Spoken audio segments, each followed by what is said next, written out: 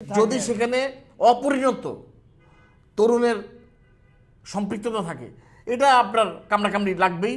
এটা ভাগবাটোয়ারা নিয়ে এই ফ্যাসাদ হওয়ার কথা। আর অভিযোগগুলো উঠছে, এগুলো কি তদন্ত তো হওয়া উচিত, যথাযথ তদন্ত কে করবে? আপনি এদের প্রতিনিধি তো উপদেষ্টার মহলে বসে আছে। আপনি হাসান আব্দুল্লাহ সার্জিস আলম তো সরকারের একটা মুখপাত্র, সরকারের একটা মানে নেপথ্য একটা ছায়া, আমরা অনেকে সবাই তো বুঝতে পারে।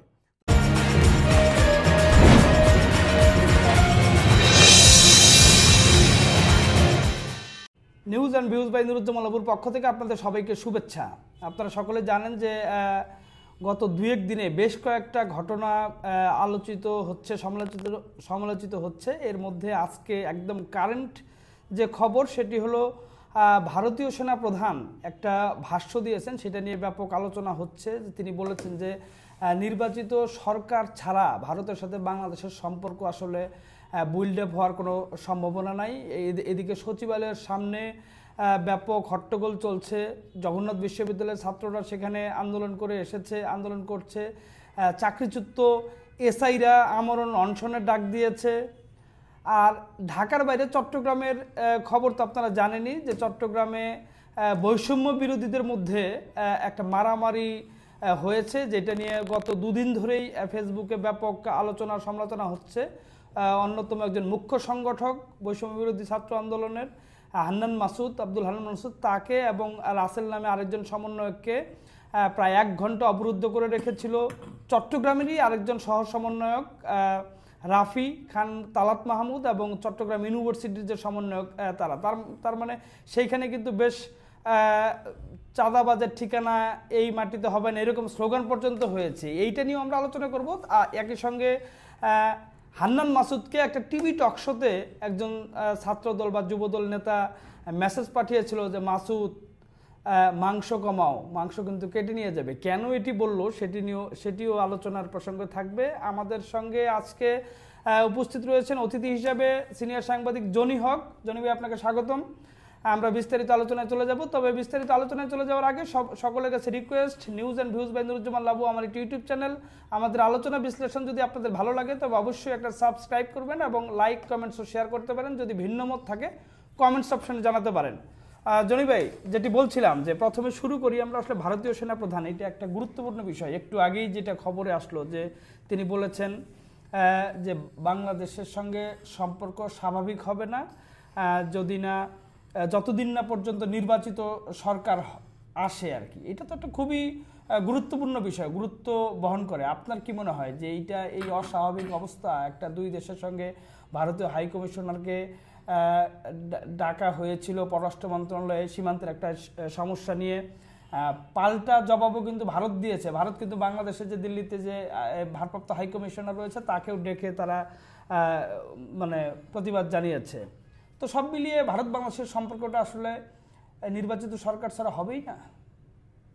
আপনাকে ধন্যবাদ লাবু, আমাকে আপনার অনুষ্ঠানে ডাকার জন্য।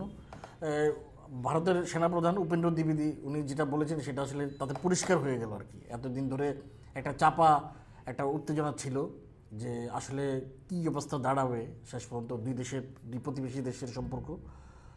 উপেন্দ্র দ্বিবেদী যেটা বলেছেন সেটা আসলে তাদের প্রত্যেকটা রাজনীতিবিদ যারা ক্ষমতাসীন আছেন, বিজেপি প্রত্যেকেরই আসলে মানে প্রতিনিধি, মানে তাদের মনের কথাটাই উনি বলেছেন। আসলে এটা আসলে স্বাভাবিক। দেখেন, যখন সরকার পতন হলো, আওয়ামী সরকার পতনের পরে 5 আগস্টের পর থেকে এই গতকাল পর্যন্ত যদি আপনি ধরেন, বৈষম্য বিরোধী ছাত্র আন্দোলনের সমন্বয়করা এবং অন্তর্বর্তী সরকারের যে উপদেষ্টা আছেন, যে ছাত্ররা এবং ছাত্রদের বাইরে একমাত্র আসিফ নজরুলকে আমি দেখেছি যে ভারত বিরোধী কথাবার্তা উনি সামাজিক যোগাযোগ মাধ্যমে লিখেছেন, প্রকাশ্যে বলেছেন গণমাধ্যমকে। এটা আসলে কি, এটা বোকামির একটা প্রতিফলন আমি মনে করি। আপনি বাংলাদেশ, ভারতের 24টা যে রাজ্য আছে, এই রাজ্যের একটার মতো একটা বাংলাদেশ, আপনি ওদের সাথে মানে যদি সাপে মানে যুদ্ধ করতে যান তাহলে এটা তো হয় না। আসলে আপনার বুঝতে হবে যে আপনার আপনার নিজের লিমিটেশন বুঝতে হবে। বুদ্ধিমানরা কিন্তু নিজের লিমিটেশন জানে। এখন ওই যে আপনার কথা আছে না যে অল্প পানির মাছ বেশি পানিতে পড়লে যে ছটফট করে, তো ওনাদের অবস্থা হচ্ছে এরকম। ওনারা এসে মুখে দিয়ে একেবারে ভারতকে উদ্ধার করে দিবে, Seven এই করে দিবে, Sistersকে নাই করে দিবে, এই তুলকালাম তোলপার, মানে কত কিছু করে দিচ্ছে। এগুলি আসলে মুখে বলা যায় লম্বা লম্বা কথা, এগুলি আসলে বাস্তবে এগুলোর যে কোনো সেভেন প্রতিফলন নাই। সিস্টারকে নাই করতে হলে তো আপনিও নাই আপনি হবেন। নাই হয়ে যাবেন। হ্যাঁ। আসলে সবচেয়ে বড় কথা কি, আপনি ভারত নিয়ে, ভারত ভাই এইভাবে হয় না। ভারত পৃথিবীর সবচেয়ে অন্যতম গণতন্ত্রের দেশ ভারত। আপনি দেখেন সব দেশে কু হয়েছে, ভারতে আপনি দেখছেন সামরিক শাসন। পাকিস্তান, বাংলাদেশে তো যুগে যুগে আমরা দেখলাম। তো ভারতে কিন্তু ভারতের গণতন্ত্রের ভিত্তিটা কিন্তু অনেক শক্ত, এবং তারা কিন্তু যখন একটা সরকার প্রধান বা সরকারের উচ্চ পর্যায়ে যারা আছেন, তারা যখন একটা কথা বলেন, তারা কিন্তু অনেক ভেবেচিন্তে কথা বলেন, এবং তারা কখনোই প্রকাশ্যে বোকামি দেখাবেন না। আমাদের এই অন্তর্বর্তী সরকারের প্রত্যেকটা এই যারা ভারত বিরোধী কথা বলেছেন, প্রত্যেকেই বোকামি করেছেন। তারা কি মানে আমি বললাম আর ভারত নাই হয়ে যাবে, এইটা আসলে মানে কৌশলী অবস্থান। যেমন কৌশলী তাদের যে বাংলাদেশের যে অবস্থান, যে আমরা আসলে একটা মর্যাদাপূর্ণ সম্পর্ক চাই, এটা তো আসলে সমস্ত বাংলাদেশিদেরই এই চাওয়া আর কি, মর্যাদাপূর্ণ সম্পর্ক কেনা চায়। কিন্তু আপনাকে তো কৌশলী অবস্থান নিতে হবে। অন্তর্বর্তী সরকারের যারা আছেন তারা প্রত্যেকে জানেন যে ভারতকে ছাড়া আপনি চলতে পারবেন, ইম্পসিবল ভাই। আপনাকে ভারতের সাহায্য নিতেই হবে, ভারতের আপনাকে দরকার আছে, আপনার ভারতকে দরকার আছে। তো এটা তো ভাই ভাইস ভার্সা। আপনি কৌশলী হন। আপনি যেহেতু একটা ভারতের প্রিয় একজন মানুষকে, ভারত গত 15 বছর যার কাছ থেকে অনেক কিছু পেয়েছে আমরা ধারণা করি, অনেক অসম চুক্তির কথা শুনি, আমরা আসলে যেহেতু প্রমাণ নাই এগুলি নিয়ে আমরা এখনো প্রকাশ হয়নি, আমরা বলতে পারি না, কিন্তু তারপর আমি ধরে নিচ্ছি যে বঙ্গবন্ধু কন্যা শেখ হাসিনা তাদের প্রিয় পাত্রী। তো তাকে আপনারা হটিয়ে ক্ষমতা এসেছেন। আপনারা তো তাদের বিরাট বছরের শুরুতেই 1 নাম্বার গণহত্যার যে ম্যাসাকার হয়েছে সেটা অবশ্যই প্রশ্নবিদ্ধ, বিচারাধীন, এটা চলমান থাকুক। এটা যারা সত্যিকার অর্থে যে এটার পেছনে দায়ী তাদের বিচার হোক। কিন্তু আপনি তাদের প্রিয় একজন মানুষকে ক্ষমতা থেকে সরালেন, এরপর থেকে একের পর এক তাদের বিরুদ্ধে আপনি কথা বলে গেলেন, গালি গালাজ মুখে যা ইচ্ছা তা করে গেলেন। তারা কি আপনাকে মানে পোলাও গরমা দিয়ে আপ্যায়ন করবে আপনি ভাবছেন? আমরা তো চাই যে একটা সুসম্পর্ক হোক, মানে কারোর সাথে যেটা বাংলাদেশে এই সরকারের উচিত ছিল সুসম্পর্ক বজায় না থাকলেও তারা তাদের যে বিদ্বেষ সেটা মনে মনে রেখে কৌশলী ভাবে এগিয়ে যাওয়া। এই যে সীমান্তে বিএসএফ লালমনিরহাটে 1.5 কিলোমিটার জুড়ে বেড়া দিয়েছে, এরকম অনেক ঘটনা সাম্প্রতিক সময় ঘটেছে। এটা তো তাদের ভাই বিরাগ যে তারা বাংলাদেশের প্রতি, এই সরকারের প্রতি, ওইটার বহিঃপ্রকাশ। আপনি তো এগুলি কৌশলে সামলাইতে হবে। আপনি সরকার হয়েছেন, আপনি ভাববেন মানে দুইটা কথা বলার জন্য কি সরকার নাই, আপনাকে সব দিক সামলানোর জন্যই আপনি সরকার হয়েছেন। সেটাই। আরেকটা বিষয়, আজকে কারেন্ট ইভেন্ট দিয়ে আমরা কথা বলি যে সচিবালয়ের সামনে জগন্নাথ বিশ্ববিদ্যালয়ের আন্দোলন চলছে শিক্ষার্থীদের। তারা সেখানে স্লোগানও হয়েছে যে এই সরকার বাটপার, এরকম স্লোগানও দিয়েছে, এর আগেও দিয়েছিল। আবার চাকরিচ্যুত এসআইরাও আমরণ অনশন করছে। একটা হযবরল অবস্থা, কারণ যে সরকার যে প্রতিশ্রুতিগুলো দিচ্ছে যে আমরা এটা সমাধান করব, তাদের যেমন হলের সমাধান, সেটা তো আসলে সরকার পূরণ করতে পারছে না। এতে সরকারের তো একটা মানে যাচ্ছে যে অবস্থা দাঁড়াচ্ছে। মানে একই সঙ্গে আপনি জানেন যে করের কারণে সাধারণ মানুষ খুবই বীতশ্রদ্ধ, ভ্যাটের কারণে। আবার যদি শিক্ষার্থীরা এরকম আন্দোলন করতে থাকে তাহলে কিভাবে চলবে, আসলে স্থিতিশীলতা আসবে কিভাবে? দেখেন লাভাই, এই সরকারের উদ্ভব কিন্তু প্রতিশ্রুতি দিয়ে, এবং তারা নতুন বাংলাদেশের কথা বলে বলে শুরু করছে। তো তাদের প্রতি মানুষের প্রত্যাশার পাহাড় থাকা স্বাভাবিক, এবং তারা চায় যে 5 আগস্ট যেরকম রাতারাতি আওয়ামী সরকারের পতন হয়েছে, এরকম সব কিছু রাতারাতি হবে। সবার মনের মধ্যে এটা গেঁথে গেছে। কিন্তু বিষয়টা তো আসলে এত মহা না। সব যদি মহা হইতো তাহলে তো হইতই। এখন এই শিক্ষার্থীরা কথা আন্দোলন করে, রাস্তায় নামে, সচিবালয় ঘেরাও করে, পুলিশের মুখোমুখি হয়ে যাচ্ছে। ইউনিভার্সিটির সাথে শিক্ষার্থীদের সাথে সংঘর্ষ হলো। তো এগুলি আসলে তাদের অতিরিক্ত স্বপ্ন দেখানোর একটা ফল আমি মনে করি, এবং এটার পরিণাম যে ভালো হয় না এটা তারা ধীরে ধীরে বুঝতে পারছে। এখন দুঃস্বপ্নে পরিণত হয়েছে, এবং তারা এখন বুঝতে পারছে যে একটা সরকার চালানো এবং জনগণকে, প্রত্যেকটা মানুষকে মানে সামলানো, এটা মানে not a matter of joke. আপনি এখন এই চাকরি বয়স 35, এটা নিয়ে একটা হলো। এরপরে জগন্নাথ বিশ্ববিদ্যালয়ের ক্যাম্পাস তারা বলতেছে সেনাবাহিনীর হাতে দ্রুত হস্তান্তর করতে হবে। তার মানে তাদের শিক্ষার্থীদের সরকারের প্রতি আস্থা নেই, তারা সেনাবাহিনী চায়। তো সরকার এই জায়গায় তো ব্যর্থ, পুরোপুরি ব্যর্থ। কথায় কথায় ছাত্ররা সেনাবাহিনীর সাহায্য চাচ্ছে, কথায় কথায় সাধারণ জনগণ বলে যে সেনা সরকার আসলে ভালো হতো। তো এটা তো তাদের সবচেয়ে বড় ব্যর্থতা না? না, অনেক কিছুই তো আসলে সামলাতে পারছে না, মানে দ্রব্যমূল্য, এই যে অতিরিক্ত কর, যদিও সরকারের পক্ষ থেকে বলা হচ্ছে যে এইসব আসলে রাজস্ব ঘাটতি হ্যান ত্যান হাবি যাবে না, একটা লামসাম বোঝানোর চেষ্টা করা। রাজস্ব ঘাটতি হলে আপনি আপনার বুঝবেন না আপনার জনগণের এই সামর্থ্য আছে কিনা। আমি গতকাল অফিসে ভাত খেয়েছি, 40 টাকার ভাত কিনতে হয়েছে, আমার 6 টাকা ভ্যাট দিতে হয়েছে। এটা কি সম্ভব নাকি? তার মানে কি আমার বেতন যদি 10,000 টাকা হয়, আমার 3,000 টাকা বেতন ভ্যাটে চলে যাবে। তার মানে আমি 7,000 টাকা দিয়ে সংসার চালাবো কেমনে ভাই? নিম্ন মধ্যবিত্ত তাদের অবস্থা আপনি চিন্তা করেন। টিসিবি ট্রাকের জিনিসপত্র বিক্রি বন্ধ রাখছেন আপনি। তো আপনি তো সব দিকেই লেজে করে অবস্থা করে ফেলছেন।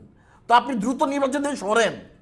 না, সেটাই। আরেকটা বিষয়, আমরা একটু ঢাকার বাইরে যাই। চট্টগ্রামে 2 দিন আগে আপনি নিশ্চয়ই খেয়াল করেছেন যে সেটা নিয়ে ব্যাপক আলোচনা এখনো চলছে, যে চট্টগ্রামে বৈষম্য বিরোধীদের মধ্যেই একটা মারামারি, 2টি গ্রুপ। হান্নান মাসুদ সেখানে গিয়েছিলেন গণসংযোগ করতে, সেখানে আরেকজন সমন্বয়ক ছিলেন রাসেল।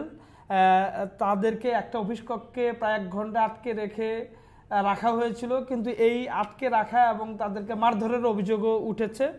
সেইটা করেছে আবার আরেকজন সহ সমন্বয়ক রাফি, চট্টগ্রামের যে খান তালাত মাহমুদ রাফি, এবং চট্টগ্রাম বিশ্ববিদ্যালয়ের সমন্বয়ক যিনি, তাদের দল আটকে রেখে প্রেস ক্লাব এবং পাল্টাপাল্টি সংবাদ সম্মেলন, সেইখানে রাফির বিরুদ্ধে স্লোগান দিয়েছে যে চাঁদাবাজের ঠিকানা এই মাটিতে হবে না। আবার আপনি জানেন যে রাফির বিরুদ্ধে একটা চাঁদাবাজির অভিযোগে একটা পত্রিকায় নিউজ হয়েছিল, সেটি পরে উইথড্র করেছে।